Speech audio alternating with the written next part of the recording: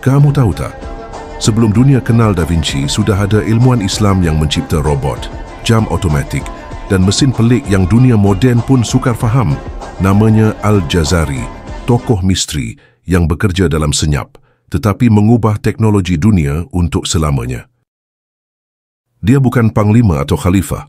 Dia hanyalah jurutera istana. Tetapi dari bengkel kecilnya lahir lebih 50 ciptaan, dari jam air gergasi, mesin mengambil wuduk automatik, hingga robot pemukul drum yang boleh menukar rentak seperti mesin moden. Dan inilah bahagian paling gila, robot ciptaannya dianggap sebagai bentuk awal programming. Bayangkan, pada abad ke-12 sudah ada mesin yang boleh ingat arahan, tukar ritma muzik dan ikut perintah berdasarkan pola mekanikal. Ia macam zaman itu dah ada versi analog kepada koding hari ini. Al-Jazari juga membina pam air berotomasi yang mampu mengalirkan air ke seluruh bandar menggunakan tekanan, turbin dan sistem gear yang sangat maju. Teknik asasnya menjadi inspirasi kepada enjin moden ratusan tahun sebelum revolusi industri bermula.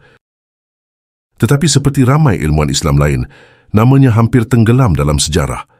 Dunia memuji ciptaan barat, tetapi lelaki inilah yang membina asas mekanikal yang diguna sampai hari ini.